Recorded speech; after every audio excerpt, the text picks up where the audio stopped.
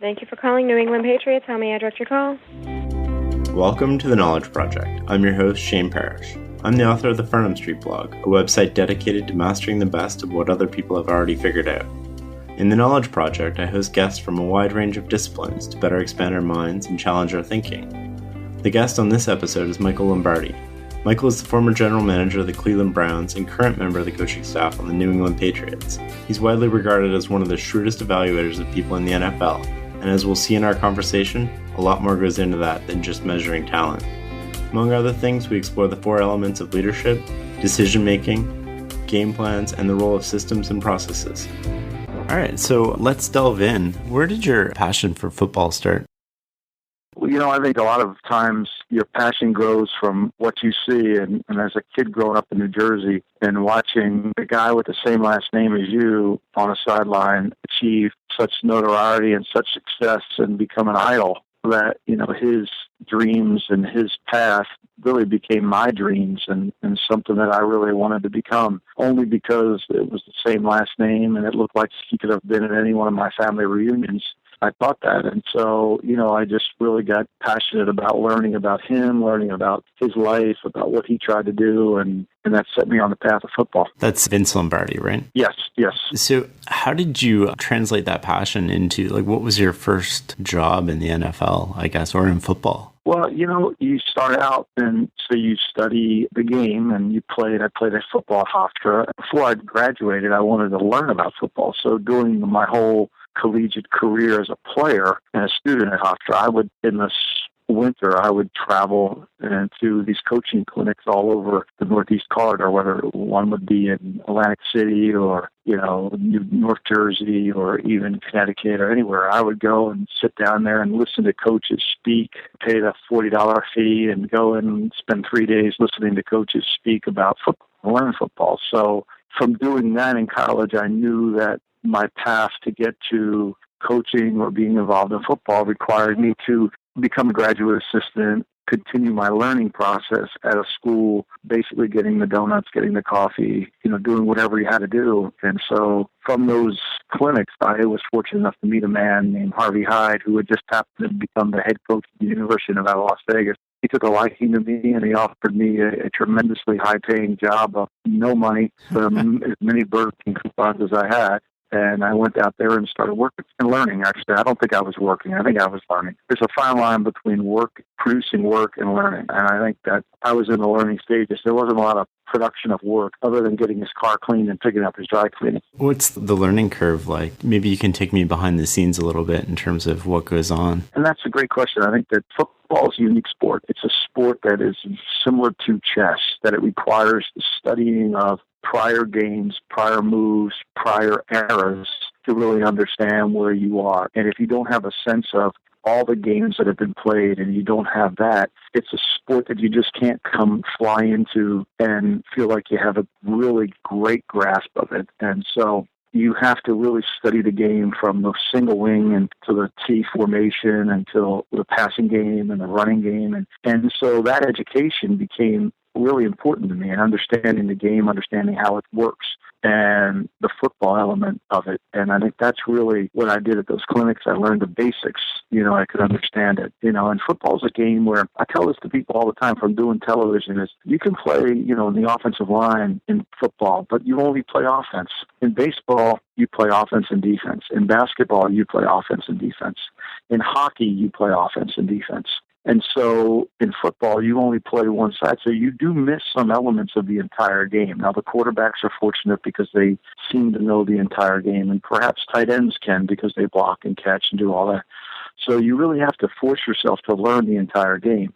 And the only way to do that is by studying it in a complete manner, and that's what I try to do. How does that work with specialization? From my point of view, I don't see inside of NFL organizations, you have position coaches. How much does the role of the entire game play into what you're trying to accomplish as a coach and leader, and then your specific job? How much speciality is there? And then how do you broaden that? Well, I think that's really the great question is the NFL is an on-the-job training site. You get the job, you have to continue your education while you're here. here, and you can't really spend a lot of time on the continuation because the season's so busy. And I remember reading this years ago in Henry Kissinger's memoirs. He said, when you come to Washington, you borrow the intellectual power you bring, and you can't renew it once you're here. And I think a lot of that statement that Kissinger talked about in terms of Washington related to the NFL. You're in the league, you're learning the league, you really have to find avenues and time spent to study it and continually grow within it, because if you don't, it'll pass you by as you're in it. And the last thing you want to be is a little bit old-fashioned in the league. You don't want to be doing something that was done 4 years ago because it no longer works today. And so you have to constantly work at it. And your time is your only real element that you challenge, and you have to make sure you use your time wisely. I mean, there's an element of kindergarten in this, too, that you have to do it. So that's kind of what we try to do, is we try to spend as much time studying as we can and really try to grow from it. What would you say is the difference between a good coach and a bad coach? Okay, I think the key here now, we're going to fall into the lines of leadership. I think coaching is leadership, so it really comes down to the 4 elements of leadership. Most great coaches have at least 3 of the 4, and they don't succeed if they don't. And so the elements of leadership is management of attention, which means you have a plan. Most coaches have to have a plan. The management of meaning you can explain your plan clearly and concisely and communicate it to the players or to the people you're leading. The management of trust, the players trust you to be consistent within yourself and within the people you're leading so that you don't have double standards. I mean, it's one thing to be a really hard, tough coach, but you're going to have to be hard and tough on everybody. You just can't pick and choose. And then the management of self, which is probably the hardest area, is to be self-critical of when you make a mistake or when you do something that's not effective. You have to be able and honest to say, you know what, I made a mistake here. I need to correct that. And so when you have those 4 areas, then you become a better coach. And I think that's really the fine line. Coaching is leadership. Coaching is teaching. It isn't just a separate issue. It isn't just a separate singular vocation. It's truly about being a good leader. It's about being a good teacher. And if you have those 2 qualities, you certainly can become a successful head coach. How much do you think that the role of leadership is the individual versus the system they put in place? The system is a byproduct of management of attention. So it falls right into leadership. So the leadership is the system gets their attention. Bill Walsh introduces the West Coast offense to the San Francisco 49ers in 1979. It's the system, but really that grabbed the attention. And then his ability to explain his system to them captured and then propelled his leadership even further. So I think they go hand in hand. If you don't have a system or you don't have a belief of what you want to become as a team, as a leader, as a head coach, then it becomes very difficult for you to communicate that to the players. And then all of a sudden you become an independent contractor and you have a bunch of independent contractors working for you. If the head coach doesn't come in with a philosophy and an understanding and he has to subcontract all that out, then it's going to be very difficult for him to sustain leadership over a long period of time. Does that happen a lot? It happens all the time. We're in an industry of specialization, so if you're a defensive coach, you want to hire the best offensive coordinator you can, and when you become a head coach, and what we've learned is the guys that have had involvement in all areas of the football team as head coaches typically become the better head coaches. Do you just want to go out and hire the best coach, or do you want to hire the best person that fits in with what you're trying to accomplish? And how do you kind of distinguish between that? And I guess on a player sense, it becomes the talent versus fitting into the schemes and the systems that you're trying to use. Let's take the players first. You can play third base for the Mets and get traded to the Yankees. And you could have played the day game for the Mets, and you could play the night game and play third base for the Yankees, and you wouldn't miss the beat. But in the NFL, you could play offensive line for the Denver Broncos, and you could get traded to the Cleveland Patriots. And those 2 line techniques and fundamentals and requirements that go within the fabric of the position are probably going to be very, very different. And therefore, it'd be very difficult for you to transition and play. So systems and how systems relate in the NFL are really very important. And you have to draft players that can fit within the system, and then you can develop the skills from the system. And I think that's one of Coach Walsh's greatest strengths was he was able to set a system in place, drafted players that fit the system, and then he developed those skills within the system. And that's why oftentimes you'll see players that played well for the 49ers back in their day or played well for the Patriots. They may have gone somewhere else and have not played as well because perhaps it isn't the player's fault. Perhaps the system doesn't fit as well to the player's strength. So from a player standpoint, that's really important. And from a coaching standpoint, as a general manager, you want the organization to have a philosophy that transcends time and understands what we're trying to accomplish. It can't be on just a very narrow focus. It has to be a 10,000 feet view of what you want the organization to be and how you want it to react and how it's going to behave over time. And those standards and those beliefs and principles have to be time tested. And then when they are, they can sustain any bump in the road and you can overcome it without having to dramatically change. There's a difference between change and modify. And I think you see the great organizations that have adapted to the change of the league by rules have been able to modify their systems and play. And then oftentimes we see teams that haven't been successful and they change completely every 2 years and they're always wondering when they're going to catch it. When you're drafting a player, for instance, do you spend an equal amount of time on their pure physical talent? Like, how do you even determine if they'd fit into a system? It's what Coach Walsh used to talk about, scouting inside out, not outside in. So you know what you want as a football team. You know, the draft, it's a huge event, but it's really a very singular operation because if you focus on what you need and what you really want, and then you search for players that fit those needs and fit those wants, it becomes a lot easier. I often say the FBI doesn't start searching for serial killers by opening up the phone book. They have a profile on everything that they're looking for that might lead them to their suspect. And it's the same in scouting. Scouting is not about finding players. Scouting is about eliminating players. And so when you have standards and you have requirements and you have beliefs in your system and player and things that you must have within your system, then you search for players that fit the criteria and you eliminate ones that don't.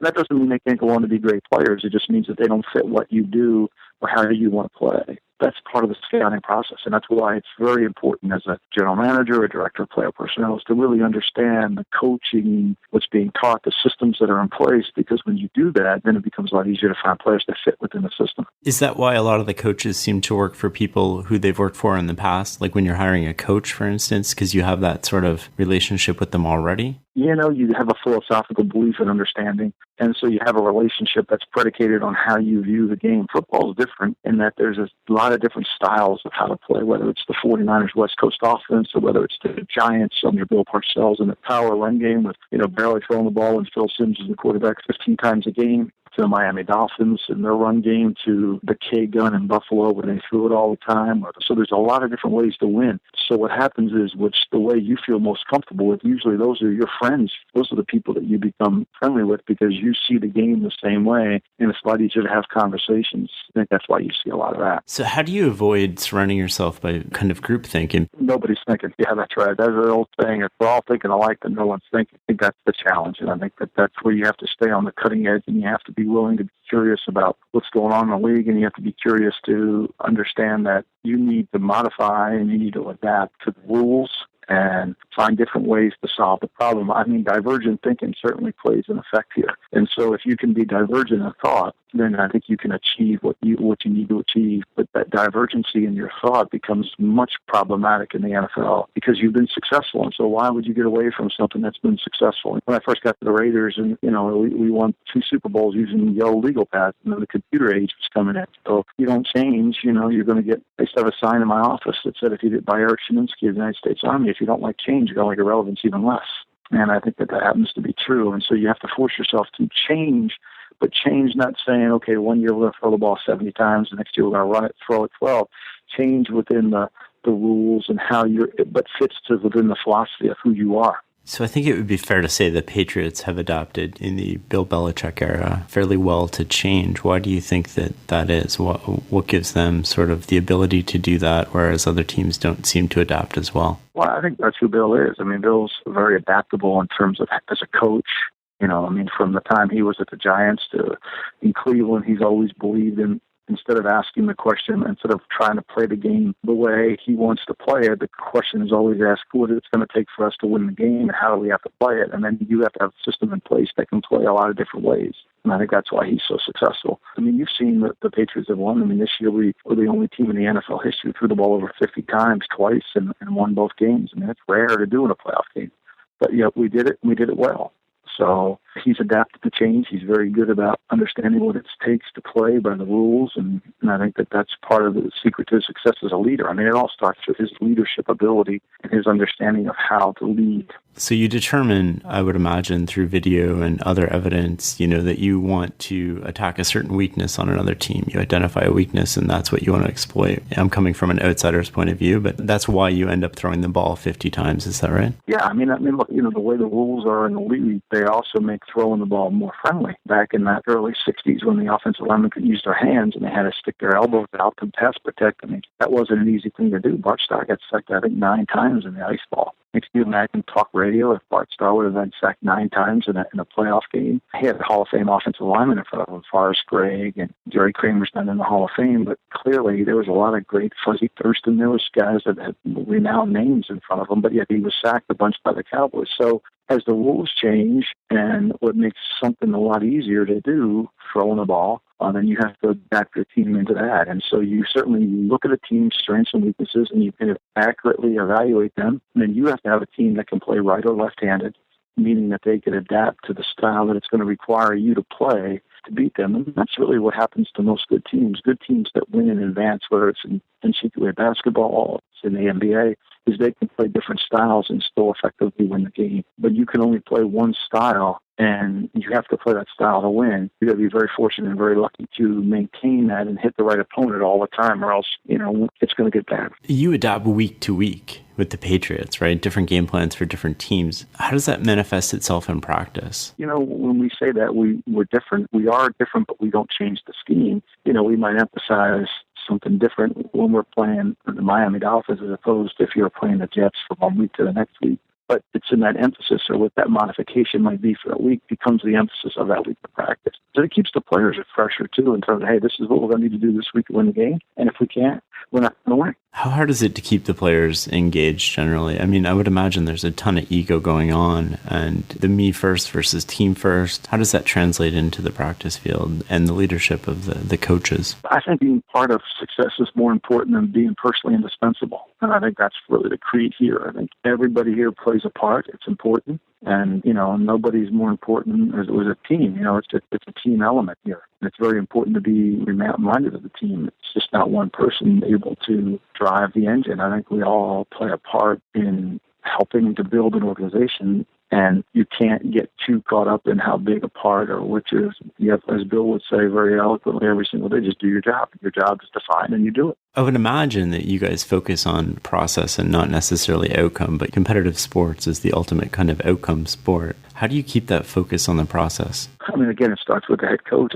All he focuses on is making sure you do the things that's going to take you to win. It doesn't make a lot of sense to spend a lot of time on Wednesday worrying about what happened last week. You can only control what you can control, which is moving forward, which is the next week's game, and making sure that you do all the things you have to do to prepare yourself to play that week. So the focus in the NFL is pretty sobering because there's always a game the next week. I mean, you don't have time to spend worrying about what happened the week before, win or lose. So when do you go back kind of at the end of the season to look back? You do it ongoing. I think that's the question on most Mondays is why did you win or why did you lose? And if you can accurately answer those two, then you should keep doing the things that answer you why you won, and you should try to figure out the things you need to do to stop you from losing. And I think that self-reflection every Monday is the most important thing you can do. Starting Monday, can you give me a brief overview of kind of what the weekly game prep is like from a coaching point of view? Well, from coaching, Monday mornings are spent on reviewing the game of the week before in 3 different areas. I mean, football's a game of players, coaching, and scheme. It isn't just players' fault that something happened or a coaching fault that something happened or a scheme fault. There's an element that has to be evaluated in all 3. And so you spend most of the morning evaluating that, whether it's the personnel people, whether it's the coaches, the head coach. So you spend most of the morning, and then once you're done that, you kind of can come up with a consensus on happened positively, negatively, or what needs to improve even if you won.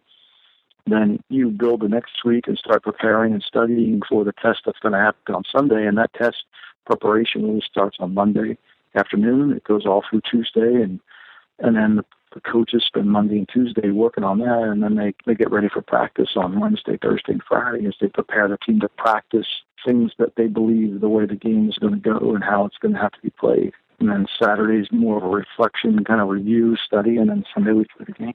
And it just keeps repeating itself. And you have to make sure you break the game down and understand how you want to play it, what you want to do, and move on from there. What role does technology play in all of this from a decision-making point of view from the coaches, from a input into how we practice? Yeah, well, it's changed everything. I mean, look, the instantaneous ability to evaluate tape has done that. We've gone from, we were on 60-millimeter tape. I mean, my day, the great Roy Gilbert, who was a guy who worked at the 49ers, we would have to wait for him to come back from Walt Torup's photo lab to bring the 60-millimeter tape back to watch practice. So the instantaneous ability to look at practice and tape allows you to evaluate the game and evaluate and study it. So there's more instant reflection and you can prepare. And so that allows you to get better and improve your technology and improve. So the video alone, I mean, you could sit in your office and pretty much watch every single game in the NFL if you want. Back in the day, you were just really subjected to your exchange of the tape from the opponent. This really makes it so now you have more information at your fingertips, which is great. But it also requires you to understand what is urgent and what is important within that information. You have to be able to decipher that. You put your time and resources in those areas.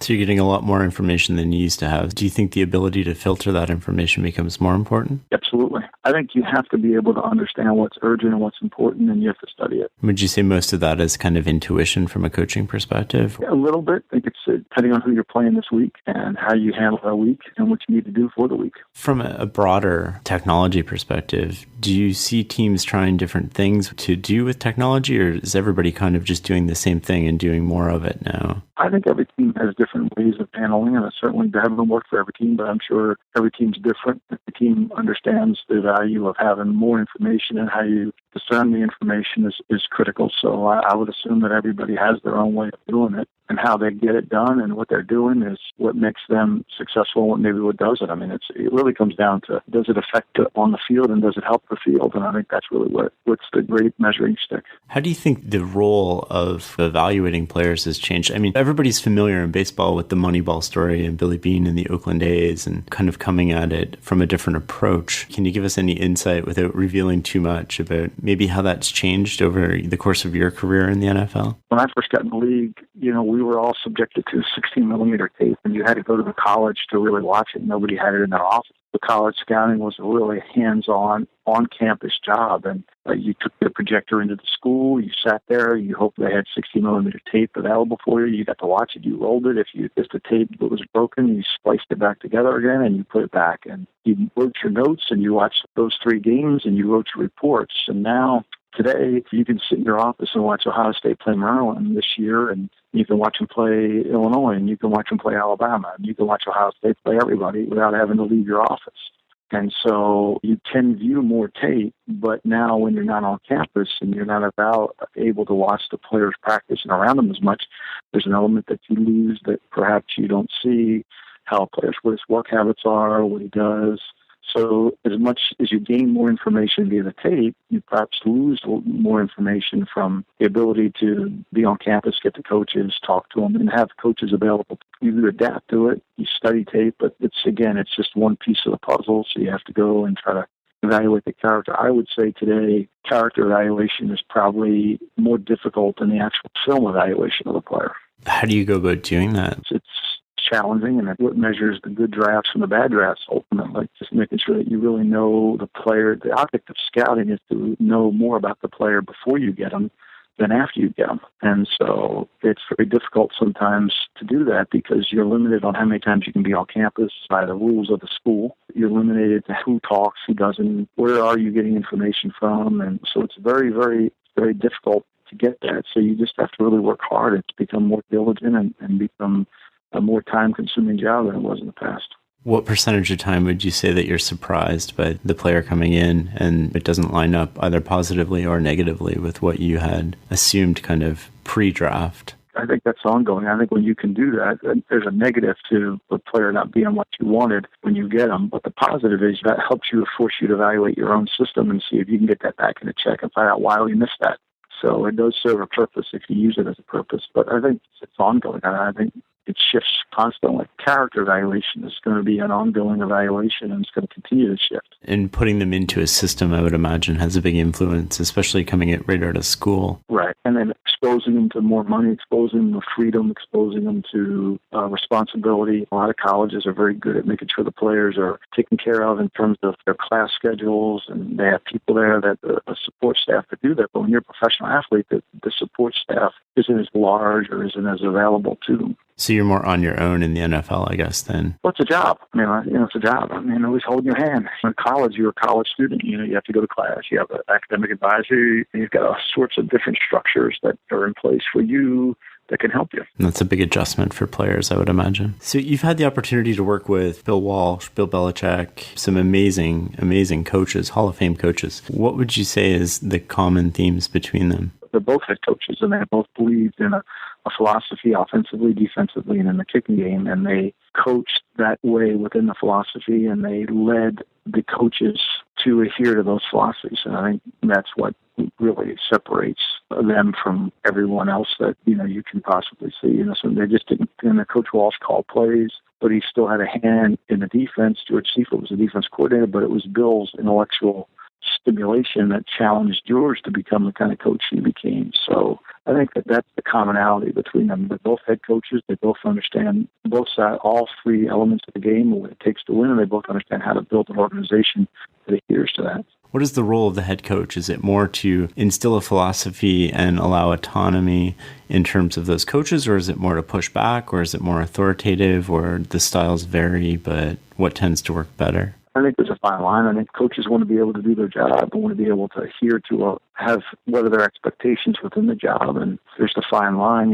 It's the head coach's responsibility to make sure things are being done the way he wants them to be done. And so the gray area that always is constantly you go back and forth on. And I think as you get more comfortable as a head coach, you get more comfortable with the people around you. They kind of know what you want, and they know, and you know how they operate, and so that becomes a lot easier to deal with. Tony Dungy at Tom Moore's was offensive coordinator for so many years. It just becomes a comfort because I think people know what they want, and it's very challenging. That's really interesting. But I'm coming back to kind of what we talked about earlier about being exposed to new ideas and new thinking, and that comfort level probably doesn't necessarily encourage that. But I think what happens is, losses staggering in the NFL, and so when you spend time studying why you lost and what you need to do to fix that forces you to get out of comfort and perhaps understand what it takes to win. How do you go about doing that? That must be humbling in so many ways in a league full of egos. I think you have to be really critically honest with yourself.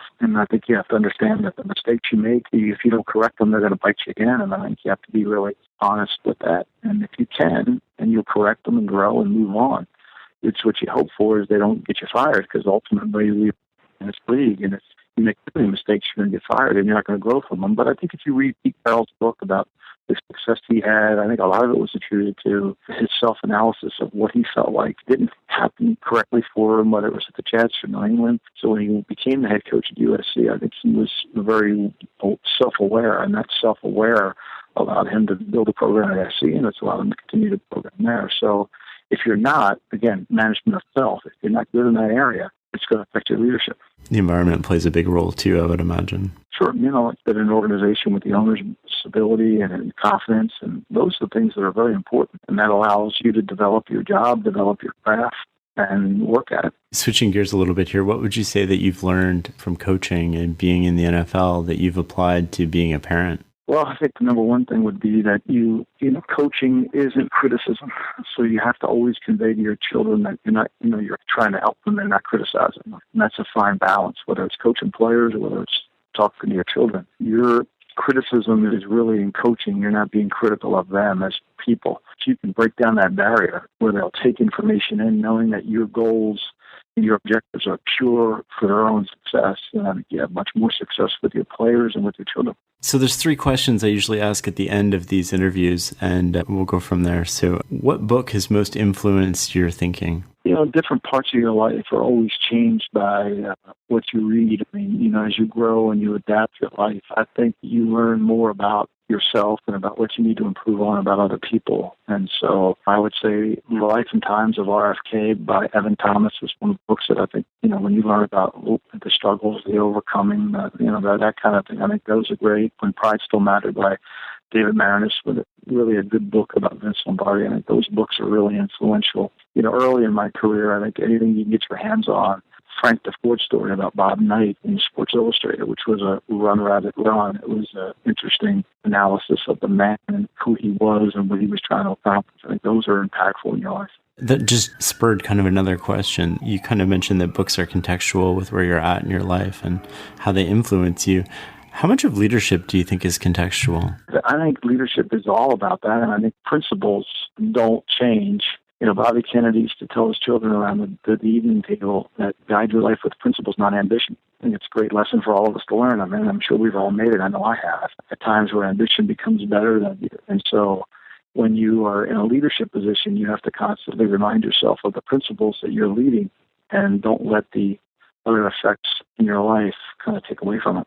So do you think a lot of leadership can be taught then? I think it can be developed. And I think there's a level to where not everybody is going to be the greatest leader, but there's elements of leadership that need to be taught. So there's a difference between a manager and a leader.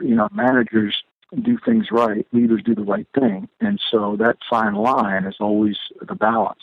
That's essentially what leaders are. They do the right thing. Managers do things right. And so you can't teach people what the right thing is to do, but they can do it well. But they'll do what you tell them to do. I think that's separate. That's a really good distinction there. What book is on your nightstand right now? Just in the middle of The Wright Brothers by David McCullough. Are you enjoying it? Yeah, it's fascinating that their imagination and their curiosity to put something in the air with no real equipment and just a vision is really remarkable. The imagination it requires in the bicycle shop owners, they can repair things, their drive, their ambition, and their thought. I'm at the part of the book where the French wanted to buy the plane and become partners with them, and the Wright brothers were smart enough to realize that they weren't going to sell their ideas out. They were going to make sure that they held on to them and that they weren't looking for partners. They were looking for people that wanted to buy the plane, not a partner. It's a story of how their willingness to fail allowed them to succeed. That's a great lesson. And last question, you know what I'm trying to accomplish with Farnham Street and the Knowledge Project. Who else do you think I should interview? Well, if you could get to Bill Clinton, I think Bill Clinton teaches something every single day about a myriad of subjects that every time he's on the television, you stop and you listen and you think, wow, you've learned something. And for whatever he was explaining to you, whether it's North Korea and the nuclear arms program or whether it's Haiti and his involvement in the Clinton initiative, I think once you get past the politics and you listen to the core of what he's teaching you, I think those are valuable lessons that I think you could never forget. I think the life of a writer, I think, the John Irving, the Robert Caros, the people that go into a room every single day and spend time on 1,000 words and how they craft those words, I think are powerful lessons for all of us that live a life about a process, not about a result. And I think if you can become a writer as diligent as Robert Caro, who's only written 4 books, 5 books, 4 of them about Lyndon Johnson, and one of them about Robert Moses, and have the diligence and a work ethic to continue his process in his 80s is remarkable. So I think anytime you can get a writer on there, I think you crave to learn about that and how they go about their job. And I think anytime you can find people out about how they work, is always beneficial to me, and that's one of the reasons I read your site continuously. The Knowledge Project. I'm your host, Shane Parrish.